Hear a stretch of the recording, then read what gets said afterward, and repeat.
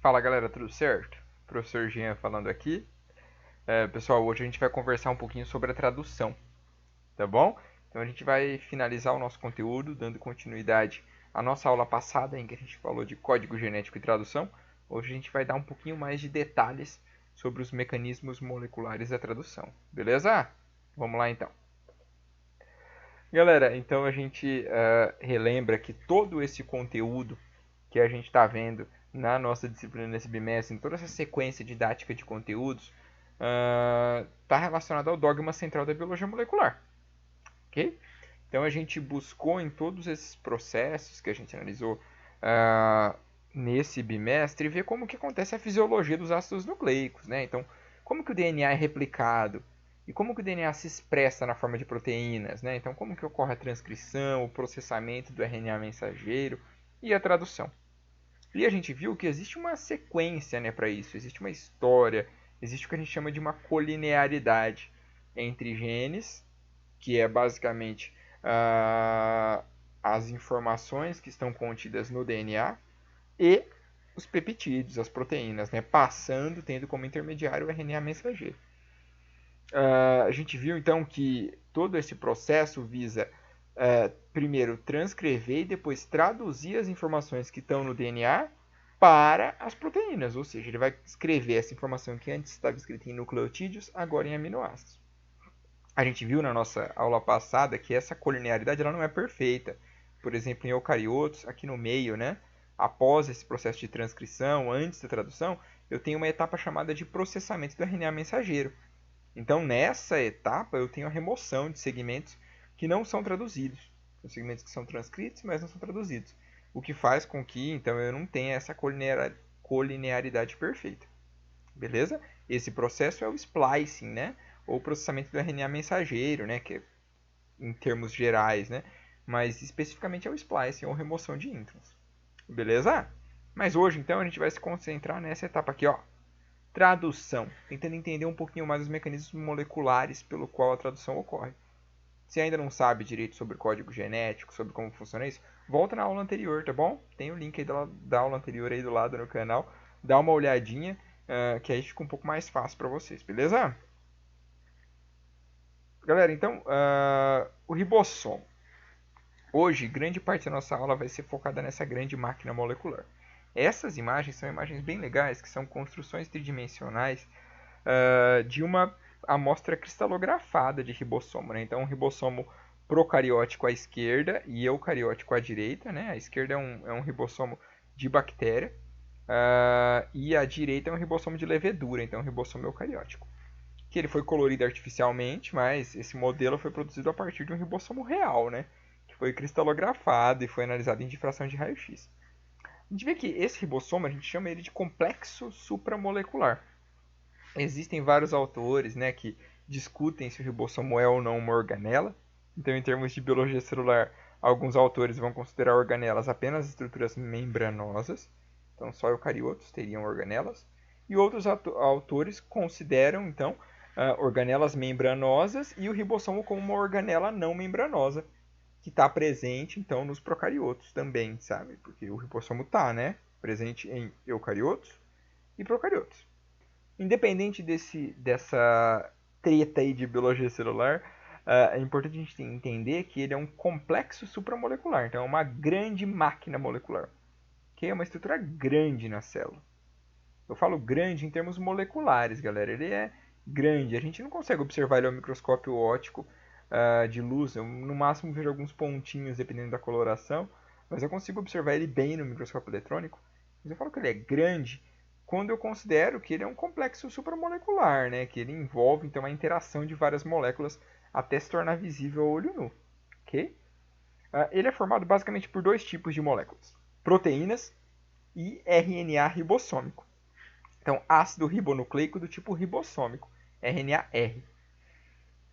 Existem então mais de uma molécula de proteína e mais de uma molécula de RNA ribossômico que se associam e formam então duas subunidades principais. Uma subunidade maior e uma subunidade menor, tanto no ribossomo eucariótico quanto no procariótico. Eu tenho sempre duas subunidades. Eu tenho a subunidade menor que nos procariotos ela recebe o nome de 30S e nos eucariotos 40S, e a maior, que nos procariotos recebe o nome de 50S e nos eucariotos de 60S. Tá, o que é legal? É legal relembrar lá da Biocell o que é esse S, né? Esse S vem de Svedberg. Svedberg é uma unidade de sedimentação. Okay? Então, eu basicamente é uma unidade que me permite medir o quanto que essa amostra sedimenta, né? Que essa subunidade sedimenta em uma determinada condição. E o que a gente observa, né, é que as subunidades eucarióticas elas são maiores e mais densas. Então, elas sedimentam mais rápido do que as subunidades procarióticas. E ainda mais interessante é que isso não é uma soma, não é uma massa. É um coeficiente de sedimentação. Então, não necessariamente está associado com a massa, mas também com o arranjo tridimensional dessas moléculas. Então, olha que fato interessante. Se eu pego o ribossomo procariótico, ele tem uma similaridade maior que é 50S e a menor que é 30S. Se eu somasse as duas, eu ia falar, olha, o ribossomo procariótico ele tem 80S? Não, ele tem 70S. Tá? Então, o ribossomo procariótico ao todo tem 70S. Por quê? Quando eu agrego as duas subunidades, ocorre uma mudança conformacional que torna ele, altera a densidade desse ribossomo e faz com que ele sedimente de uma maneira diferente do que só a soma das duas partes. O mesmo acontece com o ribossomo eucariótico, tá? Então ele tem uma diferença que a gente já vai ver ali para frente. Qual que é a grande função desse ribossomo? Realizar o processo de tradução. Então ele faz a última etapa da síntese proteica, tá? E é o ribossomo que vai fazer essa última etapa tanto em procariotos quanto em eucariotos. A gente vai ver que esses ribossomos eles têm diferenças moleculares, mas o processo em si é muito semelhante. Então, hoje na nossa aula, a maior parte da aula, a gente vai estar analisando o modelo procariótico. Mas, quando tiverem diferenças relevantes, eu vou falar para vocês quais que são as diferenças para o modelo eucariótico. Mas, de modo geral, a gente vai estar analisando o modelo procariótico de uma E. coli, tá? Que é uma bactéria modelo para estudo em biologia molecular. Importante lembrar que essa tradução ela vai ocorrer apenas para RNAs mensageiros, ou seja, que vão ser lidos para a produção de polipeptídeos. Mas isso não acontece para todos os RNAs. Muitos RNAs funcionais, como RNA transportador, RNA ribossômico, RNA de interferência, microRNAs, pequenos RNAs nucleares, RNAs não codantes, muitos RNAs eles são funcionais, eles não são traduzidos. Okay? Então eles são só transcritos e ali eles já atuam, como o próprio RNA ribossômico que aqui está. Então o RNA que compõe os ribossomos ele nunca foi traduzido. Okay? Então, basicamente, o que é o processo de tradução do modo geral? O que a gente vai tentar entender molecularmente aqui? Ok, todo o processo que envolve desde a montagem do ribossomo sob esse RNA mensageiro, até o processo de leitura desse RNA mensageiro e produção desse polipeptídeo em crescimento. Tá? De modo geral, a tradução vai envolver então, esse reconhecimento, que vai acontecer próximo à extremidade 5', tá? Então isso muda um pouquinho em eucarioto e procarioto, mas é próximo à extremidade 5', e esse ribossomo vai percorrer esse RNA mensageiro em direção à extremidade 3'. Lembram o que é esse 5' e esse 3'? É a estrutura do nucleotídeo, tá bom? Então, no nucleotídeo eu tenho um lado que é a extremidade 3' OH e o outro lado que é a extremidade 5', o carbono 5', onde se liga o fosfato, tá bom? Então, é isso que determina a polaridade dos ácidos nucleicos. A gente observa nessa figura, então, o ribossomo com suas duas subunidades, uma menor e uma maior, se ligando a esse RNA mensageiro e percorrendo ele no sentido 5 para 3', de modo a produzir essa cadeia de polipeptídeos. Ok? Beleza?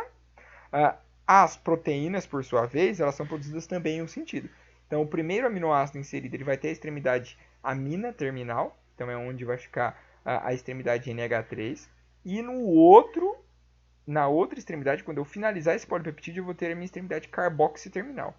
Lembrando de novo também que as proteínas também têm polaridade, porque sempre eu tenho um aminoácido se ligando ao próximo por uma ligação peptídica.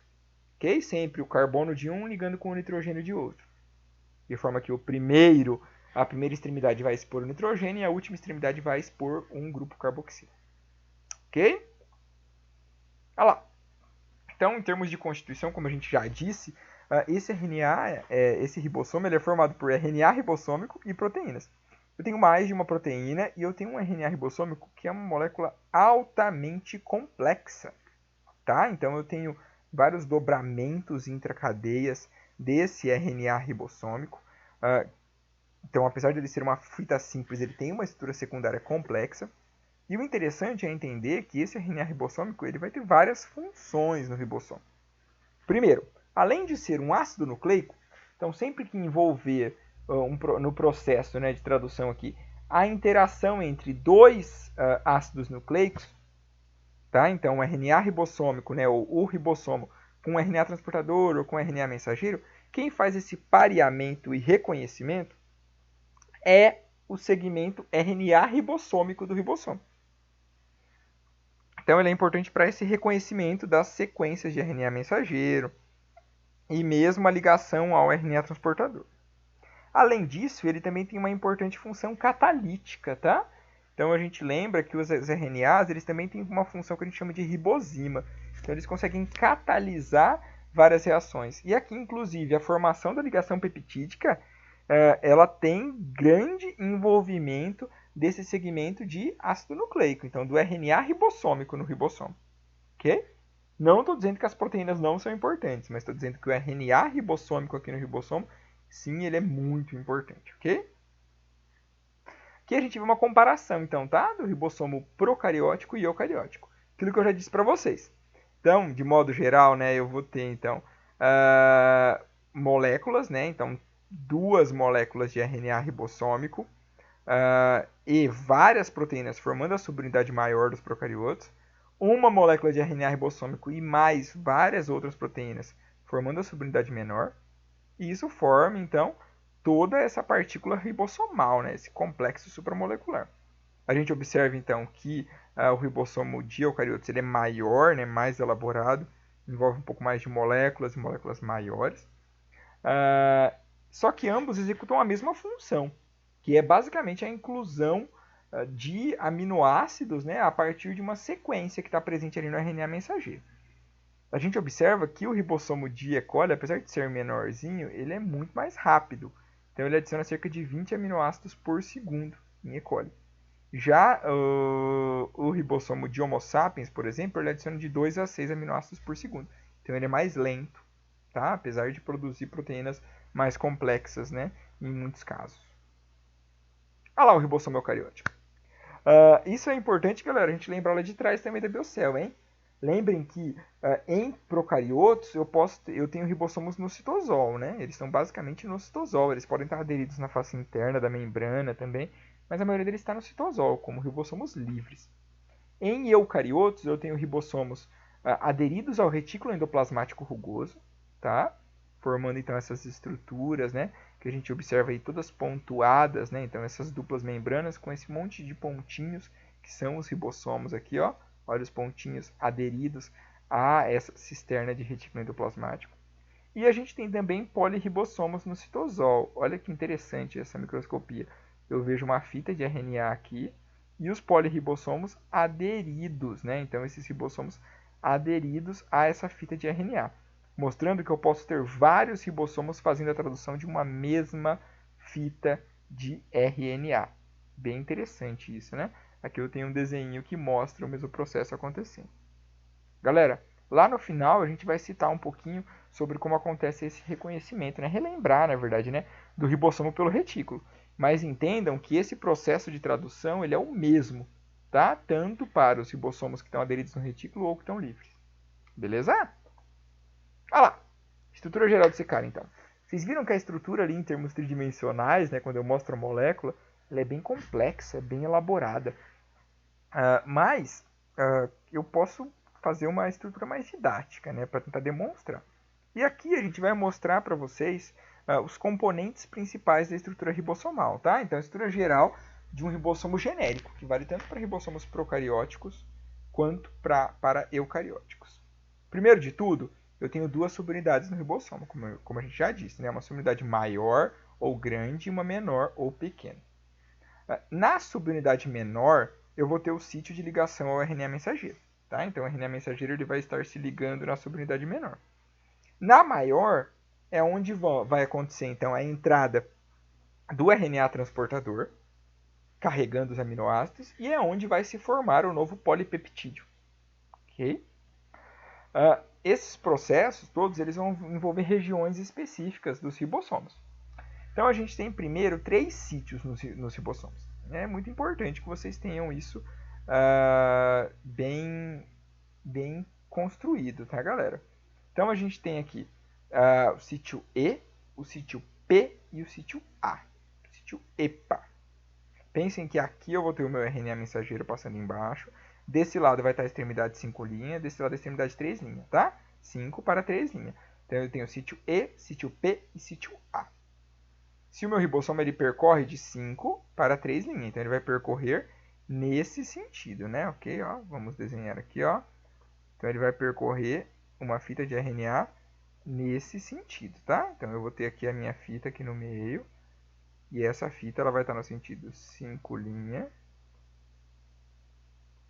para 3'. E o meu ribossomo sempre percorre de 5 para 3', ok?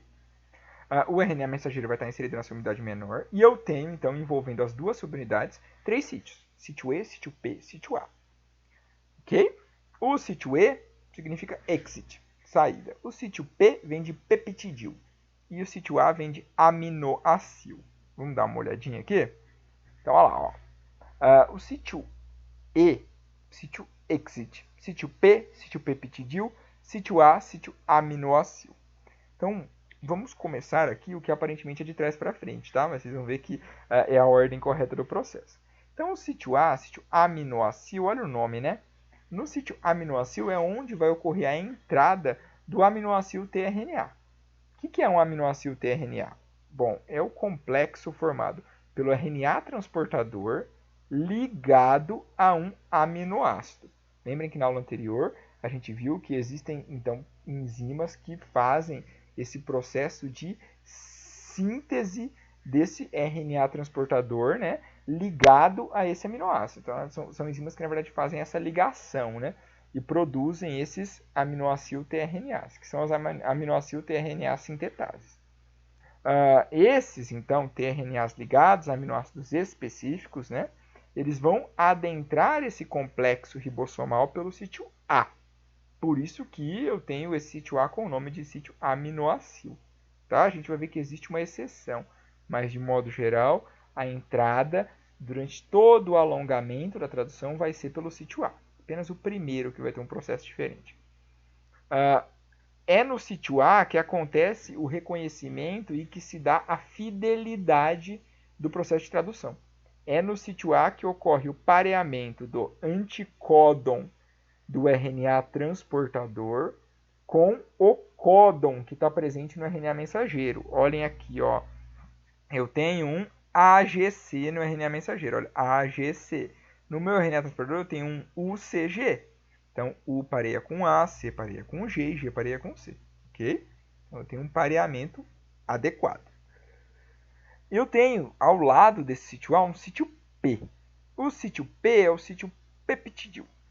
Então, é no sítio peptidil que vai ocorrer, então, né? Ele também envolve a formação dos peptídeos, ok? Então, vai envolver esse segundo sítio, a união entre o aminoácido que entrou ali pelo sítio A, junto com esse aminoácido tRNA, né?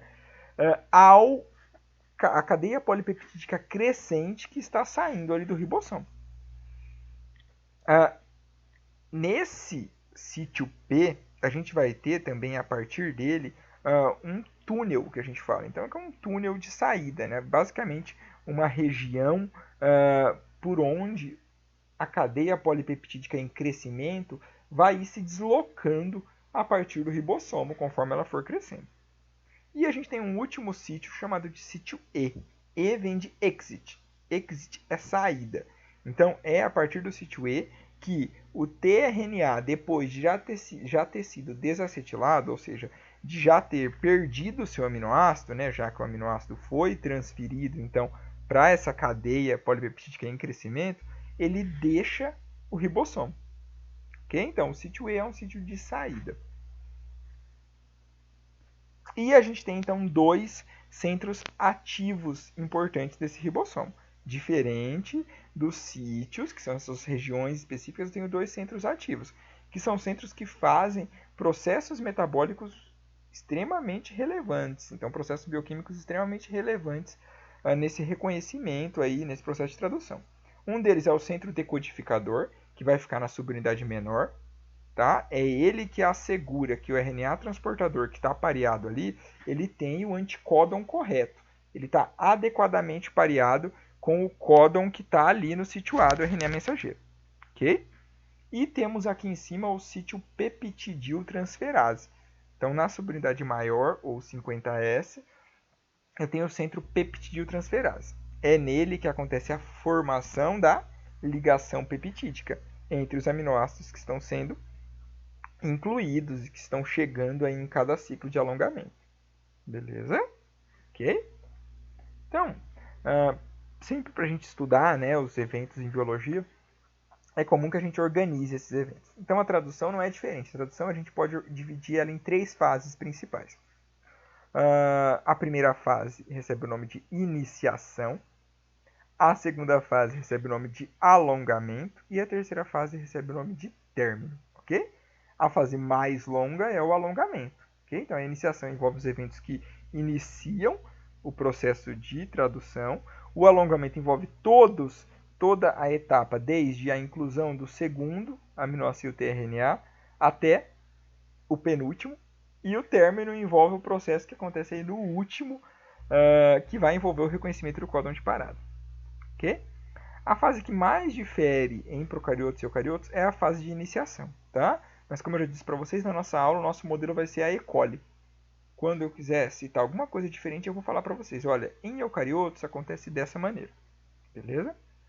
A gente não pode esquecer que uma parte fundamental para a tradução, inclusive incluída por alguns autores como uma das etapas da tradução, é o processo de produção ou ativação dos RNAs transportadores. Tá? Que é aquele processo que faz com que um RNA transportador seja ligado especificamente ao aminoácido correto, ou seja, aquele que corresponde ao anticódon que está ali na base daquele trevo, né, que é o RNA transportador. Beleza? A gente falou disso lá na aula lá atrás, quando a gente falou de RNA, tá bom? Então voltem lá e deem uma olhadinha na nossa aula de processamento. Então, etapa de iniciação. Então, a etapa de iniciação corresponde ao mecanismo de reconhecimento de onde vai iniciar a tradução. Então, a primeira coisa é reconhecer onde vai começar a tradução. A segunda coisa é ocorrer a montagem dessa grande máquina molecular que é o ribossomo. E, por último, o posicionamento do primeiro aminoácido tRNA no sítio P. Opa, professor, mas espera aí. Você não falou que o aminoácido tRNA sempre entra pelo sítio A? Então, apenas o primeiro vai entrar pelo sítio P, que é o sítio do meio ali do ribossomo, tá, galera? Vou falar para vocês que no começo eu não sabia, eu falei, como que eu vou lembrar isso daqui, né? E aí eu lembro que é EPA. Então, os sítios eles estão nessa posição, EPA. Ok? Então, EPA. Primeiro é o exit, depois o peptidil e por último o aminoácido. Beleza? Acho que fica fácil lembrar.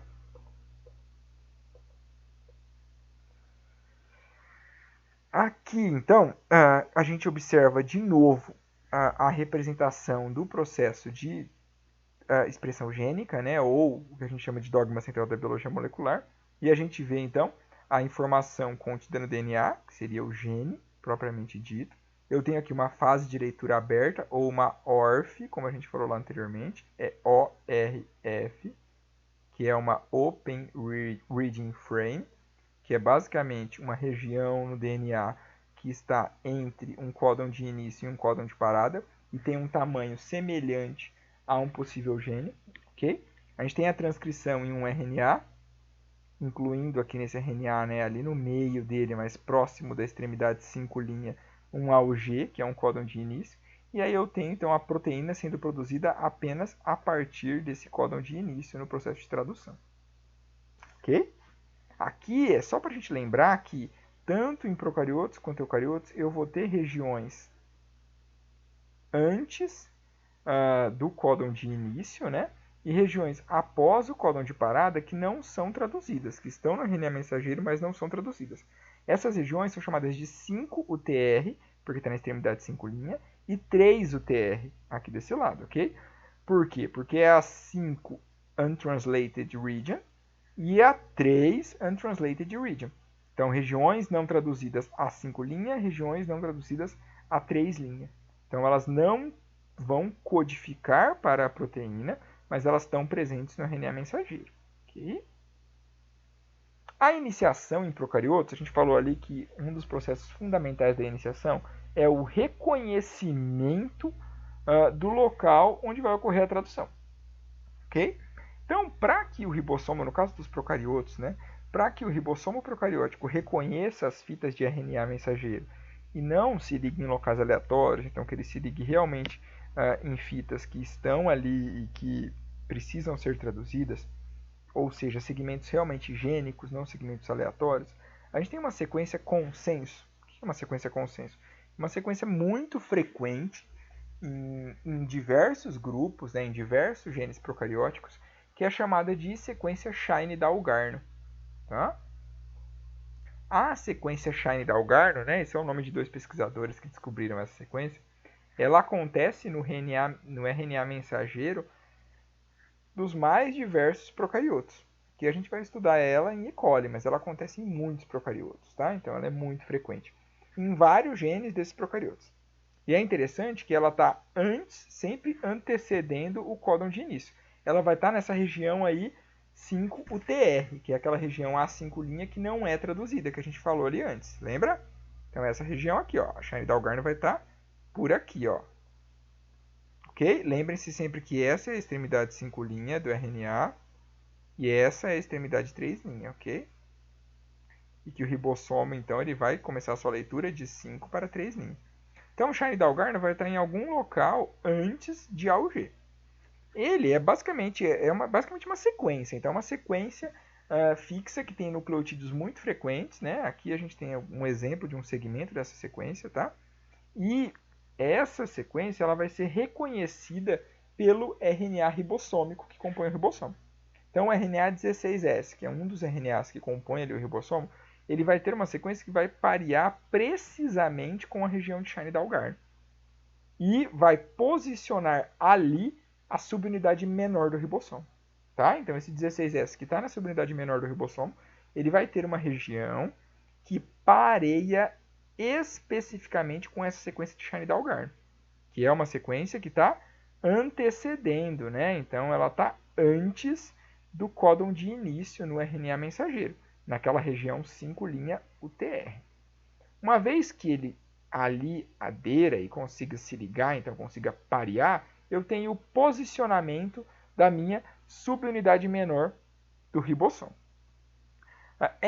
Esse pareamento da subunidade menor, que vai acontecer então em Shine-Dalgarno ali, né, anteriormente, ele vai permitir então que essa subunidade menor ela se posicione e ela comece a percorrer do sentido 5 para 3' esse RNA mensageiro. Só que esse processo todo de reconhecimento ele não acontece com uma subunidade menor que está livre ali, solta, e aí do nada ela se liga. Ela depende, na verdade, de vários fatores de iniciação. O que são fatores de iniciação? São proteínas pequenas, tá? Pequenas proteínas, que estão ali e que assistem o ribossomo e auxiliam nesse processo de iniciação da tradução. Como que acontece isso, então, basicamente? Então, a gente tem 3 fatores de iniciação principais em procariotos. IF1, IF2 e IF3. Initiation Factor. Por isso que é IF. IF1, IF2 e IF3. Esses fatores de iniciação, além deles, também é necessária energia para ocorrer essa iniciação. E durante o processo de tradução, a energia que comumente é utilizada é o GTP. Ok? Outro fato importante, galera, para a gente ter em mente, tá? Relembrar da biologia celular. Os ribossomos, se eles não estão executando o processo de tradução ou não estão, por exemplo, aderidos, né, ao retículo endoplasmático rugoso nos eucariotos, eles vão estar separados. Tá? Então eu tenho subunidades menores e maiores separadas. eles só se unem enquanto estiverem fazendo tradução. Ok? Além disso, outro fato importante é que em procariotos, aquele clássico que a gente fala, né, que o AUG é o códon de início e aí traz uma metionina. A metionina ela é comum em eucariotos. Em procariotos, a gente tem uma metionina ligeiramente modificada, que a gente chama de N-formilmetionina. Olha aqui, ela tem essa diferenciazinha, ela tem esse formil aqui aderido a esse nitrogênio, tá? Então modifica um pouquinho a estrutura da metionina. Mas isso não está presente em todas as metioninas da bactéria, apenas na metionina que vai estar ali no início. Ok? Então essa N-formilmetionina. Beleza? Então vamos lá. Então eu tenho o meu RNA mensageiro, eu tenho ali a sequência de Shine-Dalgarno na 5TR, e eu vou ter então o pareamento da minha subunidade menor com o auxílio dos fatores de iniciação ali naquela região de Shine-Dalgarno, que está muito próximo ao meu códon de início. Então essa subunidade menor ela vai se ligar em Shine-Dalgarno e ela vai se mover ligeiramente até chegar na região onde eu tenho o códon de início, que é o AUG. Nesse AUG, então, que é o códon de início, a gente vai ter, então, com o auxílio desses fatores de iniciação, o recrutamento do tRNA iniciador. Tá? Então, a gente chama de aminoácido tRNA iniciador. Que é quem? Bom, é o tRNA que carrega a formilmetionina. Esse tRNA, que aqui está representado em vermelho, ele carrega, então, em uma de suas extremidades, esse aminoácido que está ligado ali, né, naquela extremidade do ácido nucleico, do RNA transportador. E aqui ele tem uma região chamada anticódon, que é a região que vai parear precisamente com esse códon de início, que é o AUG. Então, eu tenho fatores de iniciação e esse aminoácido tRNA ligados ao RNA mensageiro e essa subunidade menor ribossômica. Uma vez que eu tenho essa subunidade menor 30S montada, fatores de iniciação unidos ali, o RNA mensageiro, que já teve a sua região AUG, o seu códon de início reconhecido, e o RNA-T iniciador ligado, tá? Então esse aminoácido tRNA-T, esse aminoácido RNA-T ligado, eu tenho o que eu chamo de complexo de iniciação 30S. Ou seja, eu monto a primeira máquina que me indica que, olha, agora vai começar a tradução. Quando eu monto essa primeira estrutura, então, que está contendo, como a gente já disse, o RNA mensageiro, a subunidade menor do ribossomo, que já foi posicionada no AUG, e esse aminoácido tRNA, além dos fatores de iniciação que ajudam a coordenar todo esse processo, então eu tenho a sinalização para que a subunidade maior venha e se ligue a esse complexo de iniciação. O que vai determinar como sinal para que ela consiga se ligar e aderir, formando um grande complexo único ribossomal? É a liberação dos fatores de iniciação. Então eu tenho fatores de iniciação 1 e 2 aí, né, IF1 e IF2, que vão se soltar desse complexo de iniciação 30S e vão permitir então que essa subunidade maior 50S faça a adesão nessa estrutura e forme então agora sim o ribossomo completo, que a gente chama de complexo de iniciação 70S. Finalizando então essa primeira etapa, que é a etapa de iniciação. A gente observa então que ao fim do processo eu tenho o quê? Eu tenho a minha subunidade maior, que foi primeiramente ligada, centralizada nessa região então do códon AUG. O códon AUG ele está pareado com o anticódon do aminoácido tRNA iniciador, né, que é ligado à formilmetionina, e esses estão presentes no sítio que a gente chama de sítio P. Lembra? EPA. Então ocorre esse posicionamento do códon de início no sítio P.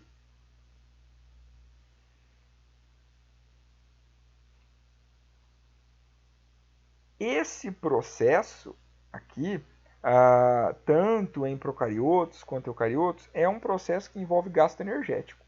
A gente viu ali que em procariotos a gente tem então o gasto de um GTP, tá? Que é um gasto energético necessário para que ocorra, então, esse pareamento adequado. Em eucariotos, a gente tem um processo bem semelhante, ok? Só que aqui a gente tem um ponto importante a se considerar, tá? Então, de modo geral, o processo vai ser semelhante. Eu vou ter subunidade menor reconhecendo o primeiro, vou ter vários fatores de iniciação eucarióticos que vão auxiliar no processo. A gente vai ter também um aminoácido tRNA, só que agora carregando a metionina, que vai ter que ser posicionado também, e ele também vai ser posicionado no sítio P. Então, tudo isso são semelhanças. Só que aqui eu não tenho a região de Shine-Dalgarno. Então eu não tenho aquela sequência de Shine-Dalgarno para que a subunidade menor possa parear com essa região e então percorrer ao redor ali para encontrar o códon de início. Como que acontece, na verdade? Bom, lembrem-se que o ribossomo ele vai ter que percorrer o RNA mensageiro de 5 para 3 linhas. Então, de alguma maneira, ele tem que se ligar na região 5' ou próximo dela. Se a gente lembrar, nos eucariotos, por causa do processo que a gente reconhece como processamento do RNA mensageiro, que a gente falou lá atrás, na extremidade 5' dos RNAs mensageiros, eu tenho uma estrutura chamada CAP, CAP, CAP 5', que é uma 7-metilguanosina que está ali inserida e que tem várias funções, como proteção, auxiliar no processo de exportação desse RNA mensageiro do núcleo para o citosol e auxiliar no reconhecimento do ribossomo. Tá? Então, a subunidade menor do ribossomo ela vai se ligar então a essa extremidade 5', onde eu tenho o CAP 5'. Além disso, a gente tem ligada a essa subunidade menor já o meu aminoácido tRNA carregando metionina, que já forma esse complexo que a gente chama de complexo de iniciação. O que é o complexo de iniciação, basicamente? Então, é a subunidade menor que já está unida a esse aminoácido tRNA, que está ligado ali à metionina, né? Que acaba reconhecendo, então, o CAP 5'. Esse complexo de iniciação, que foi formado aí com o auxílio de vários fatores de iniciação e, inclusive, com o gasto de energia na forma de GTP e ATP, começa a percorrer esse RNA mensageiro na direção 5 para 3'. O que ele busca ali? Ele busca o códon AUG, que é o códon de início, segundo o código genético, universalmente utilizado como código de início, tá? Então ele é praticamente universal, aí vão ter raras exceções. Uma vez que ocorra então esse pareamento adequado, a gente vai ter então a formação, né, da base ali para que eu possa ter o recrutamento agora da subunidade maior. Por quê?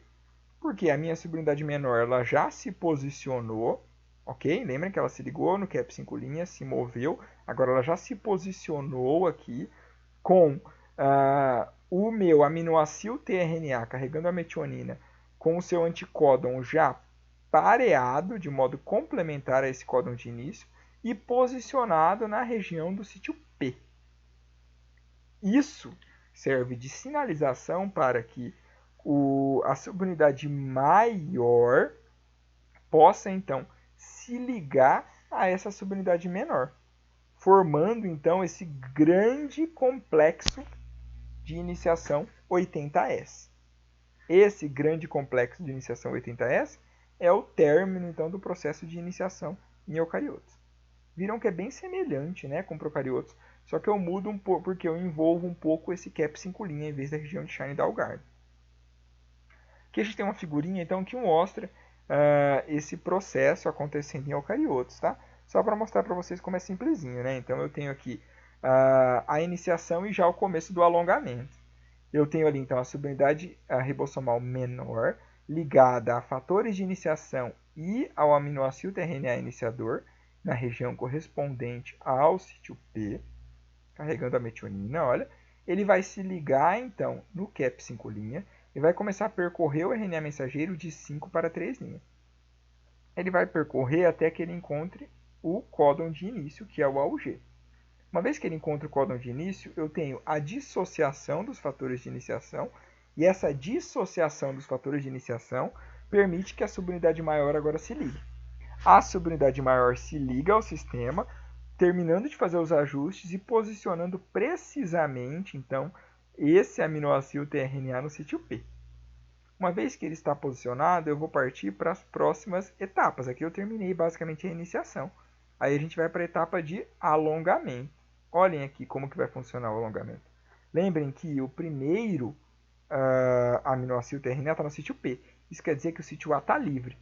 Então, nesse sítio A livre, agora eu vou ter a entrada de um novo aminoácido tRNA que vai carregar, então, vai possuir um anticódon que é complementar a esse códon que está presente no RNA mensageiro e vai estar carregando o aminoácido correspondente àquele códon. Isso, então, vai permitir que eu tenha dois aminoácidos pareados aqui, lado a lado. E aí, então, eu vou ter a formação da primeira ligação peptídica, que também é uma etapa do alongamento, entre o primeiro e o segundo aminoácido. Lá naquele sítio peptidiltransferase, que a gente falou que existe nessa subunidade maior. Vamos ver em detalhes como acontece esse alongamento? Tá? Então, no alongamento, a gente tem, então, o maior tempo do processo de tradução. Porque o alongamento envolve todo o período entre o segundo aminoácido tRNA que vai chegar no ribossomo até o penúltimo. Tá? Então, só o primeiro que envolve iniciação e o último que vai envolver término. Ok? O último códon lido, na verdade, né? Nem vai entrar um aminoácido tRNA, mas o último códon lido que vai envolver o término. Esses mecanismos de alongamento, de modo geral, eles vão ser muito semelhantes em eucariotos e procariotos. Por isso que a gente vai estudar basicamente um mecanismo genérico, que a gente vai basear no mecanismo descrito para E. coli, mas que também vale para eucariotos. Tá? Esse processo ele vai requerer algumas coisas. Então, uma das coisas é o que a gente chama de complexo ternário. Tá? O que é esse complexo ternário? Esse complexo ternário ele é formado pelo aminoácido tRNA, que está ligado a um aminoácido, está ligado a GTP e está ligado a um fator de alongamento, ou fator de elongamento. Um dos mais famosos é o EF2, que a gente já vai ver ali na frente. Além disso, esse processo ele depende que todo aquele complexo de iniciação com o ribossomo completo já tenha sido formado e esteja adequadamente posicionado com o primeiro aminoácido tRNA no sítio P. Ok? Vamos analisar esse processo, então. Ok. O alongamento, então, cada vez que eu tenho a inclusão de um novo aminoácido tRNA até que eu tenha a inclusão do próximo aminoácido tRNA, eu chamo isso de um ciclo de alongamento. E esse ciclo de alongamento ele vai envolver 3 etapas, tá?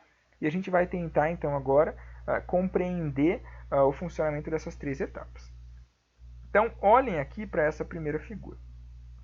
Então, isso daqui é a maneira como ficou aquele complexo de iniciação após o término da etapa de iniciação. Olha, então, eu tenho o quê? Bom, eu tenho a subunidade menor, os meus fatores de iniciação já se desligaram do sistema, tenho a subunidade maior do ribossomo, tenho a fita de RNA mensageiro e tenho o meu primeiro aminoácido tRNA, que no caso aqui dos procariotos carrega uma formilmetionina e está pareado com o códon de início, que é o AUG, ok? Ali no sítio P. E aí eu vou começar então a etapa de alongamento ou elongação. Essa etapa, como eu falei para vocês, ela depende do que a gente chama de complexo ternário. Então, primeiramente, eu vou ter a formação desse complexo ternário. O que envolve esse complexo ternário? Bom, ele envolve um GTP, que é uma molécula energética. Ele envolve um aminoácido tRNA, né, que é um tRNA ligado a um aminoácido respectivo. E ele envolve esse fator de elongação, que é o EF2. Esses 3, então, uma vez ligados, caso esse anticódon ele seja complementar ao códon que aqui está presente, no caso é GGG pareia com CCC, ele vai adentrar o sítio A, pela subunidade maior do ribossomo. Aqui eu vou ter aquele sítio decodificador, que vai garantir que esse pareamento está adequado. Então eu vou ter o pareamento desse segundo aminoácido tRNA com o EF2 ligado ao GTP, entrando no ribossomo pelo sítio A. Uma vez que eu tenha esse processo, então após o tRNA carregado entrar no sítio A, esse GTP é rompido, ou seja, eu vou quebrar uma das ligações dessa guanosina trifosfato e ele vai virar guanosina difosfato. E, uma vez que eu tenha essa quebra, todo esse complexo EF2, né, que é fator de elongação, que estava ligado a um GTP, mas agora está ligado a um GDP, porque a energia já foi disponibilizada, ele vai ser liberado. Ok? Isso mostra como a inclusão de cada novo aminoácido tRNA vai gerar gasto energético.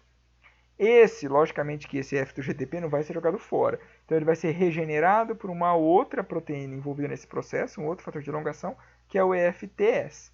Então ele regenera formando de novo EF2-GTP, que vai poder se ligar a outro aminoácido tRNA e assim fazer de novo a inclusão desse novo aminoácido tRNA ao sítio A. Beleza? Uma vez que eu tenha feito isso, então, o que eu fiz aqui basicamente? Bom, eu só incluí um aminoácido tRNA que tinha uma sequência no seu anticódon que era complementar ao códon presente no RNA mensageiro.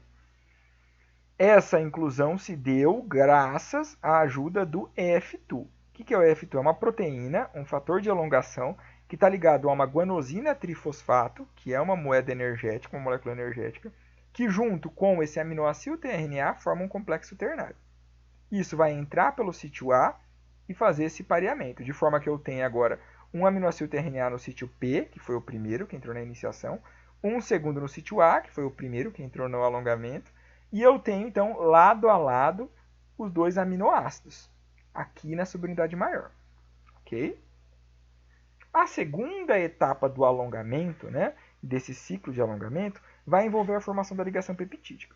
Então a gente lembra que os dois aminoácidos estavam lado a lado ali, já que os aminoácidos tRNAs estavam próximos. Nessa subunidade maior, eu lembro que a gente tem uma região chamada sítio peptidiltransferase. E esse sítio é uma região então, que vai ter RNA ribossômico e proteínas, mas principalmente o RNA ribossômico, que tem a capacidade de formar uma ligação peptídica entre esses dois aminoácidos. Essa ligação peptídica ela é formada pela transferência do aminoácido que está aqui no sítio P para o aminoácido que está no sítio A. Ok? Então a prolina estava ali ligada, ó. E aí essa formilmetionina ela é transferida para essa prolina, formando então aqui um dipeptídeo. De forma que agora esse tRNA que estava ali no sítio P, ele está livre. Ele não tem nada ligado nele, não tem nenhum aminoácido. O aminoácido está ligado nesse tRNA que está aqui no sítio A.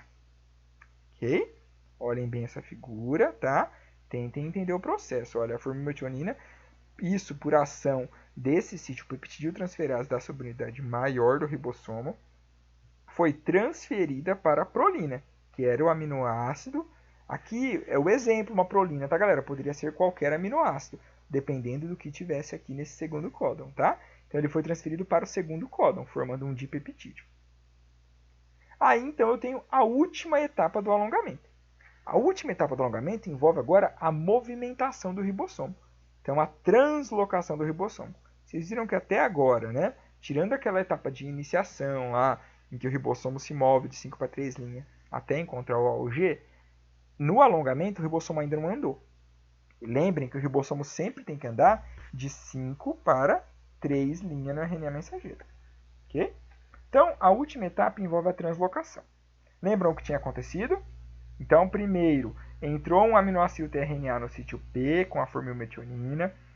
Depois, eu vou ter a entrada desse aminoácido tRNA no alongamento, né? No sítio A, que é o segundo aminoácido tRNA. E aí, na segunda etapa desse alongamento, eu tenho a formação da ligação peptídica. Como que ocorre? Eu tenho o deslocamento, ou seja, essa formilmetionina que estava naquele aminoácido tRNA do sítio P, ela é transferida para esse aminoácido que está ligado ao tRNA no sítio A. formando então um dipeptídeo. Agora que eu tenho então esse tRNA que está aqui no sítio P livre, sem nada, eu posso mover esse ribossomo.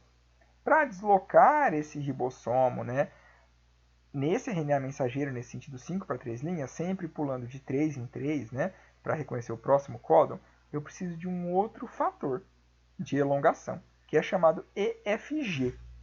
Pensa que ele fala go, é como se ele falasse vai, que ele então permite que o ribossomo se mova. Esse EFG, que é esse elongation factor, né, um fator de alongamento, ele também necessita de um GTP para fazer esse processo de elongação, esse processo de translocação, na verdade, do ribossomo.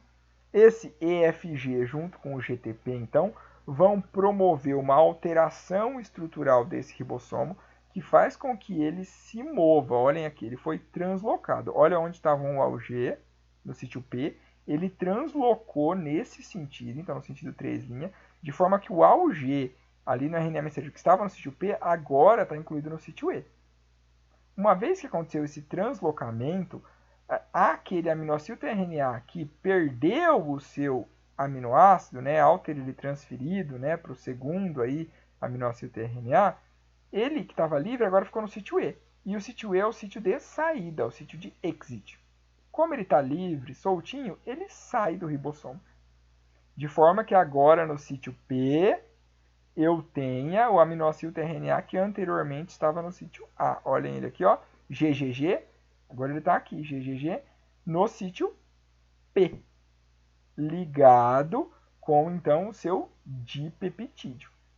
Aconteceu então o que a gente chama de translocação do ribossomo no sentido 3'.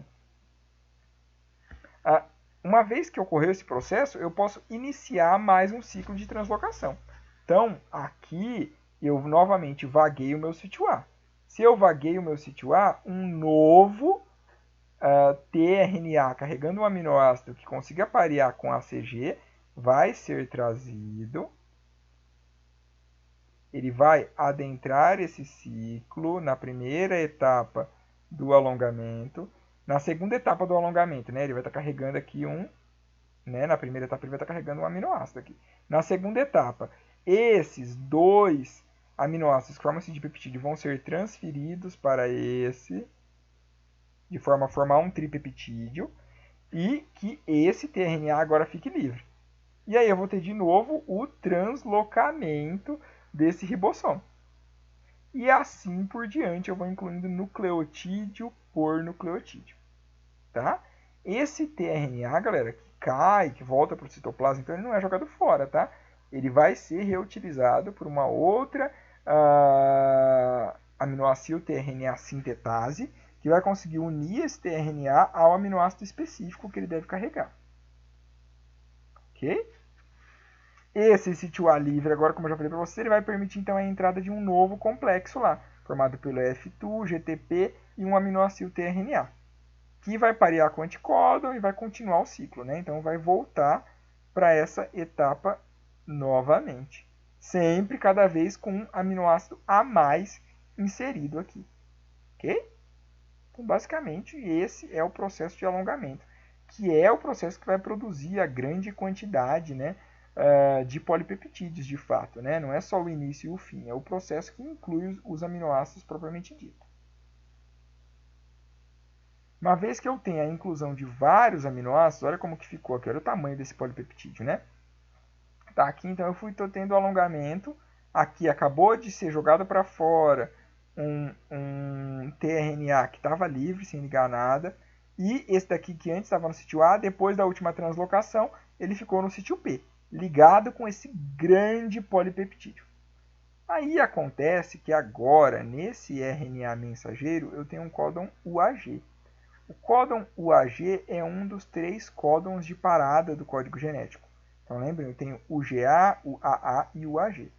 Quando eu tenho um códon de parada desses, eu vou ter o recrutamento de um fator de liberação. Então esse fator de liberação ele não é um RNA transportador, não é um aminoácido tRNA, tá? É uma proteína. que vai conseguir adentrar nesse sítio. Então eu tenho aqui, olha, releasing factor 1, 2 e 3. Então fatores de liberação, né? Releasing. Eles vão conseguir então adentrar nesse sítio e, novamente, com o uso de GTP, que é uma molécula energética, né? Guanosina trifosfato, eles vão promover inicialmente a liberação do polipeptídeo, que vai conseguir se soltar então desse RNA transportador e poder então ser dobrado no citosol, então ser utilizado, né? E posteriormente ele vai permitir então o desmonte de todo o complexo que havia sido formado lá na iniciação. Então eu vou ter a separação da subunidade menor, da subunidade maior do ribossomo, a liberação daquele último RNA transportador para que possa ser utilizado e ainda a liberação dos fatores de liberação, que vão poder ser utilizados uma outra vez em uma outra proteína quando apareça um novo códon de parada. Ok? Só mostrando então, olha, o GDP que estava aqui ligado a um fator de liberação, o GTP agora virou o GDP. Por quê? Ele foi hidrolisado nesse processo de liberação. Ok? Esse processo, então, aqui é a última etapa da tradução, que a gente chama de terminação. Tá? Então, a gente fala de iniciação, alongamento ou elongação e terminação. Ok? Então, a iniciação envolve a montagem do ribossomo, o reconhecimento da região de início da tradução e a inclusão do primeiro aminoácido tRNA, carregando a metionina ou a formilmetionina. A etapa de alongamento envolve toda a inclusão de novos aminoácidos tRNA e a formação das ligações peptídicas desde o segundo aminoácido tRNA até o último que tem um códon que tem algum sentido. Quando eu tenho, então, o aparecimento ali no sítio A de um códon de parada, eu inicio o processo de terminação. O processo de terminação envolve, então, o reconhecimento desse códon de parada e a inclusão de fatores de liberação, RF1, RF2, RF3, que, com o uso de um GTP, conseguem promover a liberação do polipeptídeo, que estava ligado naquele último aminoácido tRNA, e, posteriormente, o desmonte, então, a desorganização de todo aquele complexo ribossomal. Então, separando a unidade menor, maior e os RNAs, o RNA-T que ficou livre ali no final. Ok? Então, aqui a gente tem uma visão global do processo, tá? Então, uma visão global de maneira bem genérica do processo, tá? Então, eu tenho primeiro subunidade, lembrar, é importante, a subunidade menor vai se ligar inicialmente ao RNA mensageiro. Essa subunidade menor ela pode já estar ligada ao aminoácido tRNA ou esse aminoácido tRNA ele pode vir a se ligar, dependendo se a gente está falando de eucariotos ou procariotos. A gente vai ter, então, um processo de iniciação que vai diferir nos dois organismos, mas que vai envolver, então, em última análise, o posicionamento desse primeiro aminoácido tRNA no códon de início e no sítio P da subunidade menor. Uma vez que isso aconteça, eu vou ter a subunidade maior se posicionando ali e formando, então, um complexo único com subunidade menor e maior, em que o primeiro aminoácido tRNA, carregando a formilmetionina ou a metionina, está posicionado no sítio P. Isso termina, então, a iniciação. Falando da elongação, que é a segunda etapa, a elongação envolve a entrada de novos aminoácidos tRNA no sítio A.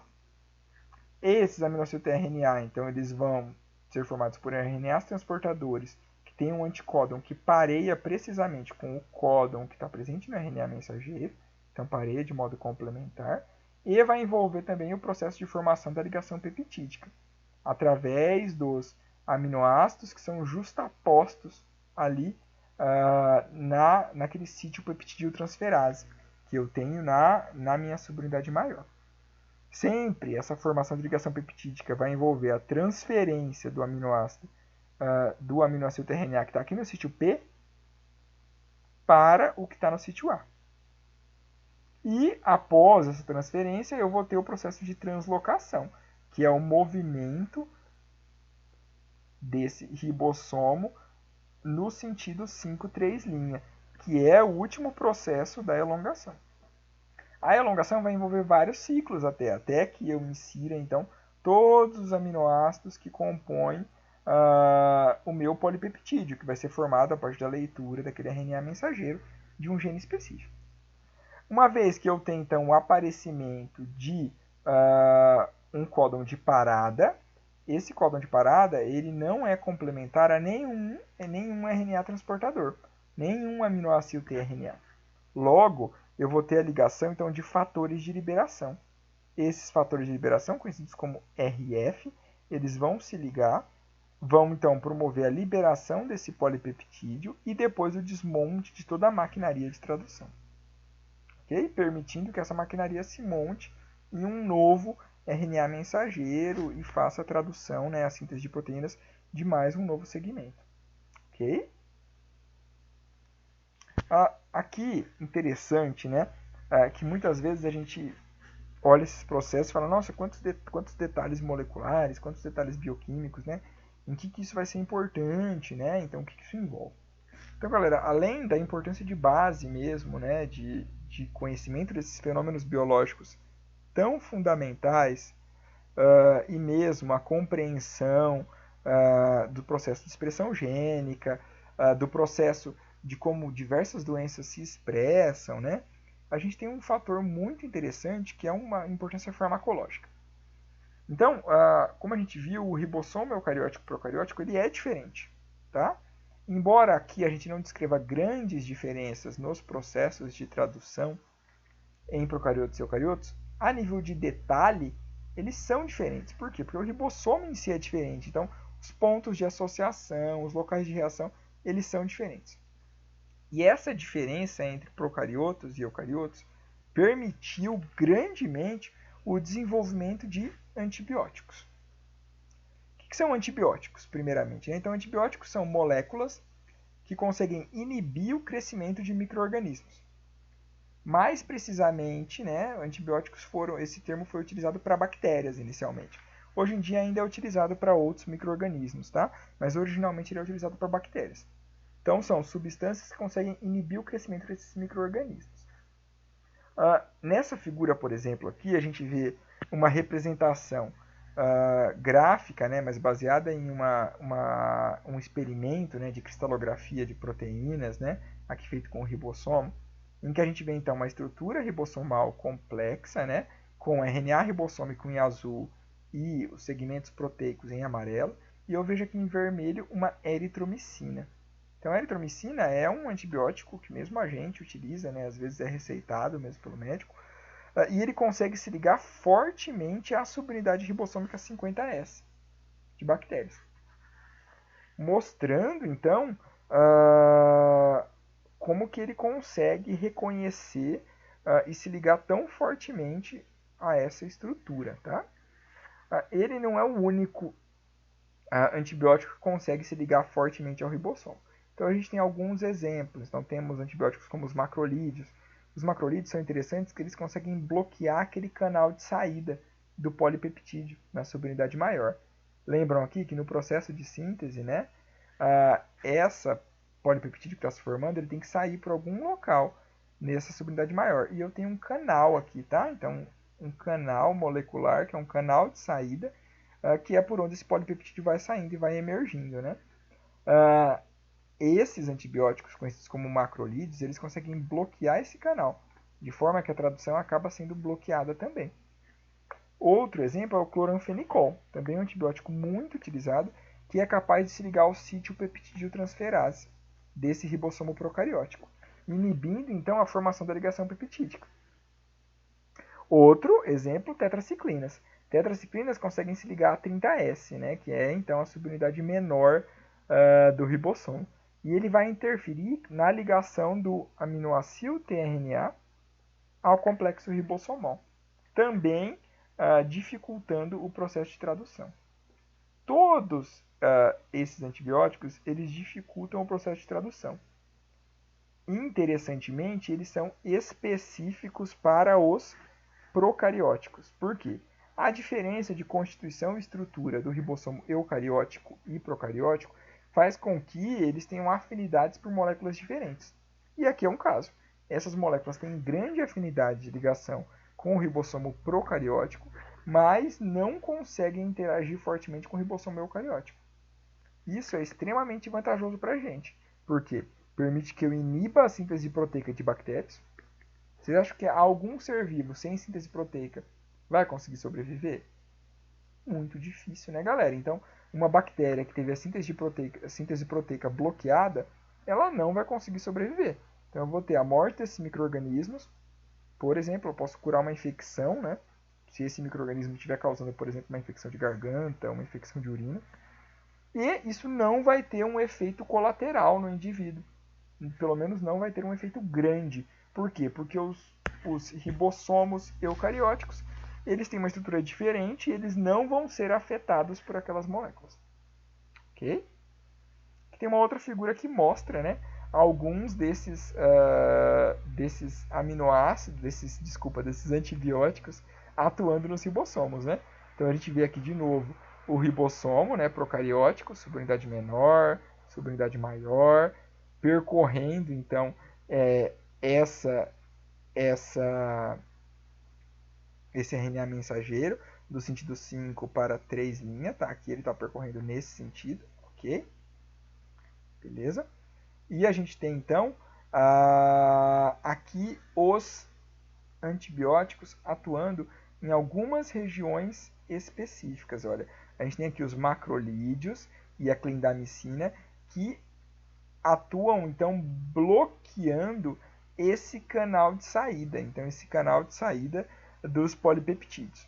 A gente tem outros, como por exemplo os aminoglicosídeos, que atuam aqui dificultando esse processo de pareamento, que acabam interferindo nesse processo de interação do RNA mensageiro com o ribossomo.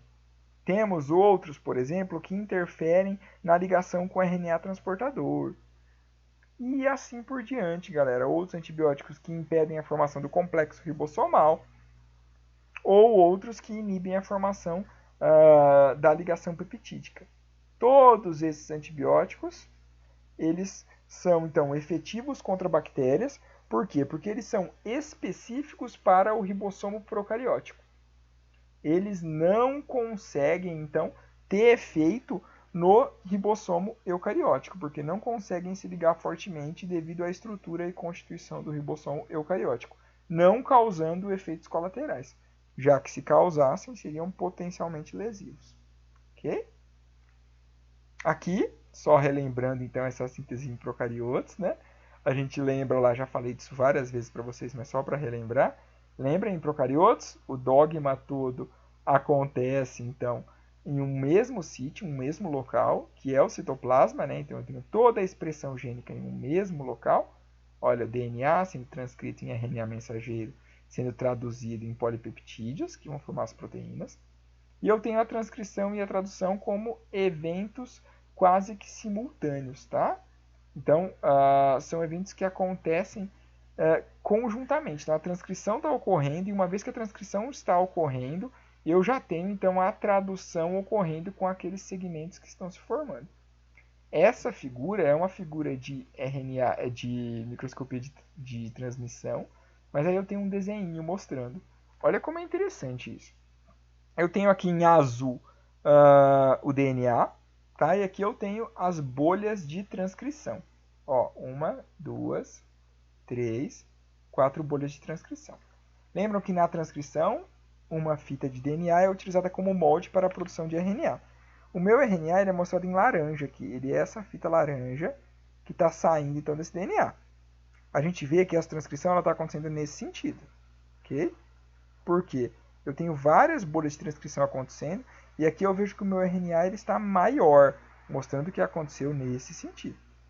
Além disso, assim que essa transcrição inicia, eu já tenho então o aparecimento da extremidade 5' inicialmente, do RNA mensageiro, e os ribossomos já podem se ligar nessa região 5', uma vez que apareça, né, aquela região de Shine-Dalgarno nos procariotos, e começam já a fazer a tradução nesse sentido aqui, percorrendo de 5 para 3' o meu RNA mensageiro.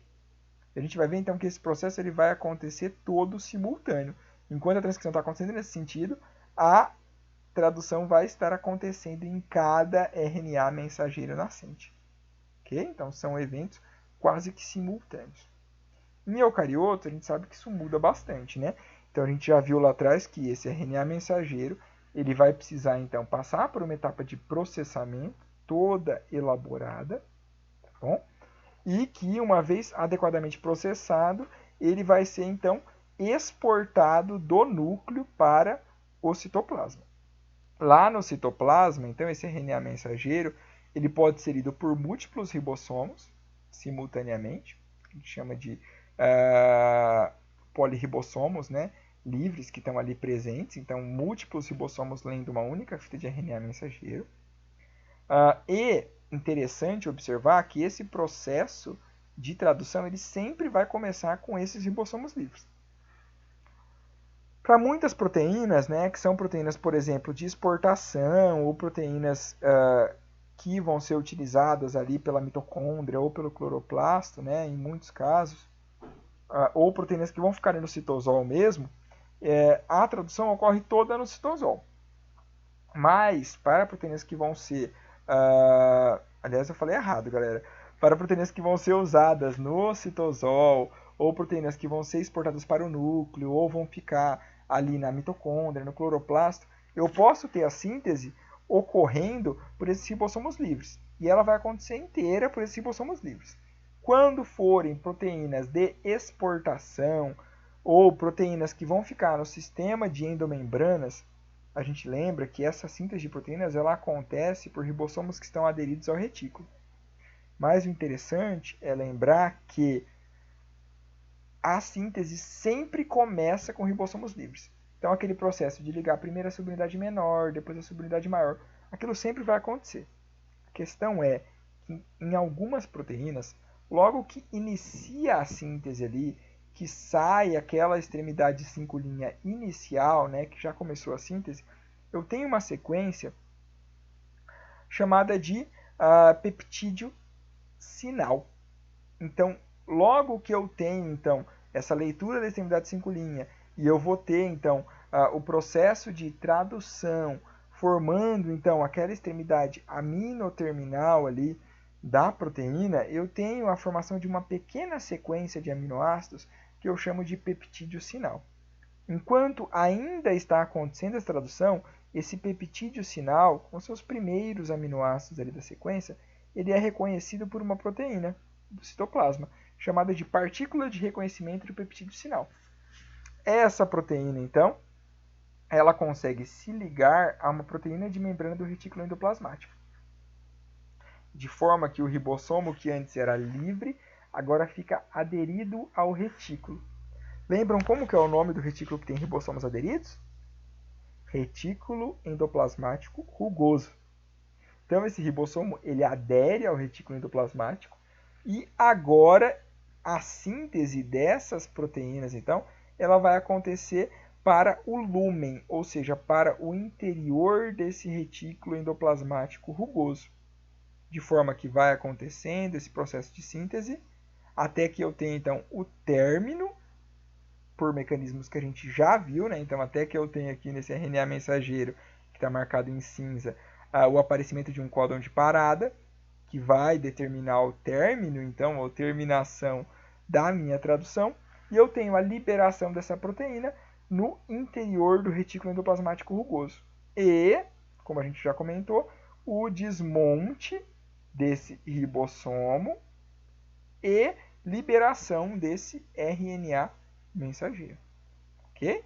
Então, aqui essa figurinha é bem interessante. Dê uma olhadinha nela. Olha, eu tenho em azul o lúmen do retículo endoplasmático, tenho em laranja aqui o que seria o citosol, e a gente observa, então, a síntese de proteínas, né? Então, a tradução iniciando em ribossomos livres, por todo aquele mecanismo que a gente já descreveu, galera. Primeiro vai ter só a subunidade menor, eu vou ter toda aquela iniciação, aí eu vou vir com a subunidade maior, aí que eu vou ter o processo de elongação, e assim que começam a sair os primeiros aminoácidos, então, eu já tenho o reconhecimento desse peptídeo sinal, que é uma sequência semelhante a uma sequência consenso, né, nos ácidos nucleicos, E, através da ligação com uma partícula de reconhecimento de peptídeo sinal, eu tenho um direcionamento para o retículo endoplasmático rugoso, de forma que eu vou translocar, vou mandar essa proteína lá para dentro do retículo. E enquanto estiver acontecendo a tradução, esse ribossomo vai ficar ligado ao retículo, formando aquela carinha de retículo endoplasmático rugoso. Depois que forma, ele se livra e se solta desse retículo. Ok? Certinho, galera? A ideia de hoje era essa, tá? Por favor, coloquem aqui embaixo as dúvidas que vocês tenham, tá? Não tenham medo, podem mandar as dúvidas.